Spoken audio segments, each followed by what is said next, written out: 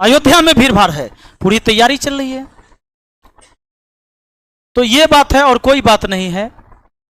खैर इस पर जो है भारी विरोध होगा मेरे तरफ से। हर चीज में तो हम चुप रहते हैं बहुत बात में, लेकिन इस बार ऐसा नहीं होगा।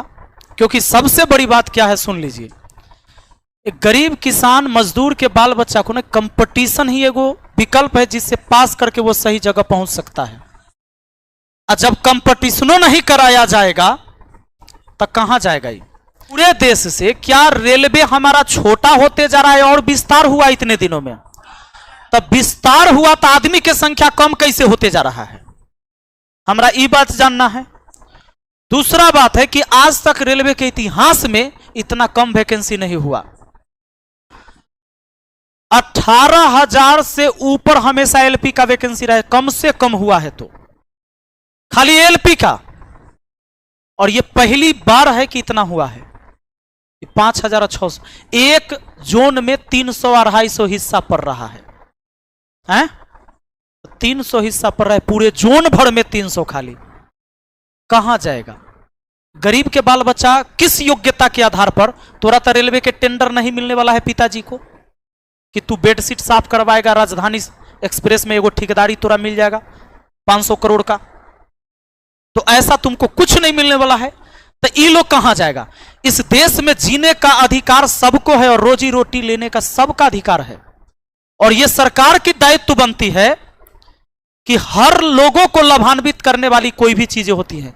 तो रेलवे जो था सबसे बड़ा रोजगार का माध्यम था अपने यहां। सरकारी नौकरी की बात करें तो सबसे ज्यादा वहीं रेलवे में एम्प्लॉय है। और वहां पर अगर चीजें खत्म हो जाएगी तो फिर कहां जाएगा लोग? कहती सरकार की चलिए हम लोन बांट दे रहे हैं, रोजगार कीजिए।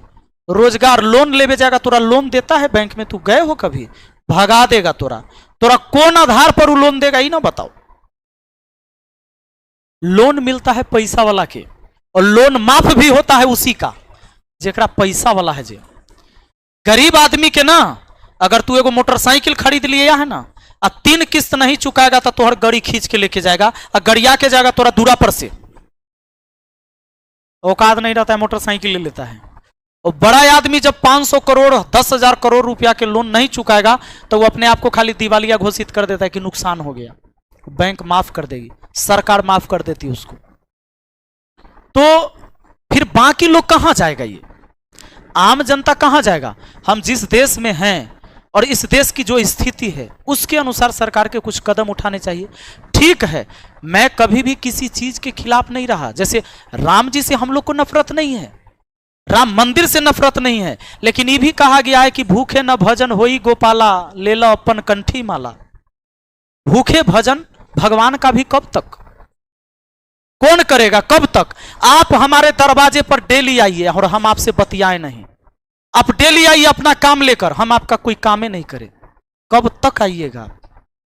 आपका भी एक इम्तिहान है, एक जो लेवल होता है आदमी का पेशेंस का, उस सब का एक लिमिट में होता है। आप हिम्मत छोड़ देंगे कि छोड़ो इस आदमी से, पर लेकिन जाएगा लोग कहां?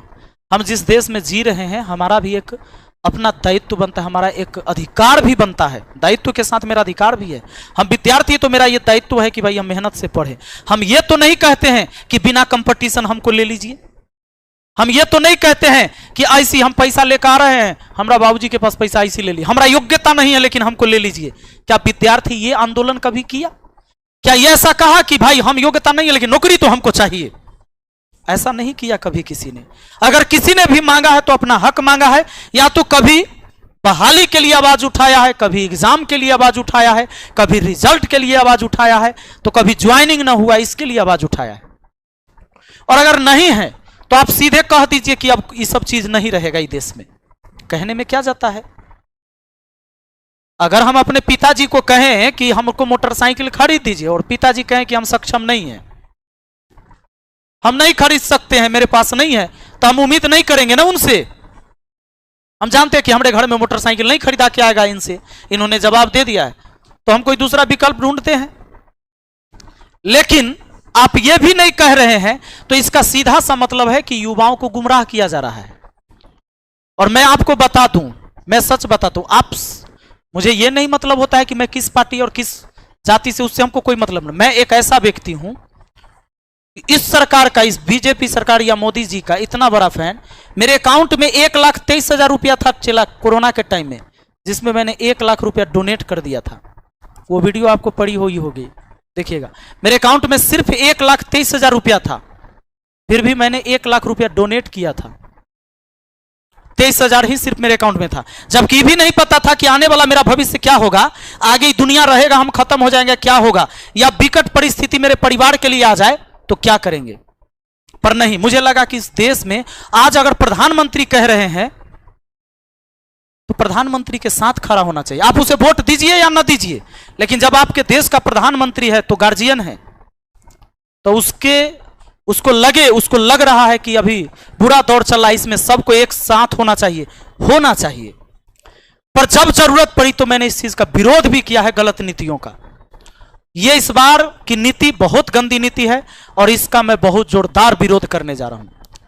मैं कल, आज आप वीडियो देखेंगे, वीडियो मैं बनाऊंगा, जो मुझे समझ आ रहा है कि ये चीजें होनी चाहिए, क्या चीजें होनी चाहिए, वो सारी चीजों का एक वीडियो बनेगा प्रॉपर, फिर हम आपको बताएंगे कि करना क्या है। और सीट की संख्या बढ़ाना पड़ेगा, नहीं बढ़ाया जाएगा इसका हम भारी विरोध करेंगे। और इस बार का जो विरोध होगा सिर्फ ऑनलाइन नहीं होगा, यह विरोध ऑफलाइन भी होगा। अगर हमारी सांसें चली और मैं रहा तो यह निश्चित है कि सीट बढ़ेगा तब बढ़ेगा, और इस बार होना है, क्योंकि यह बहुत गलत नीति है। इस पूरे देश में 5,000 वैकेंसी होना, इससे गंदा नीति कुछ भी नहीं हो सकता।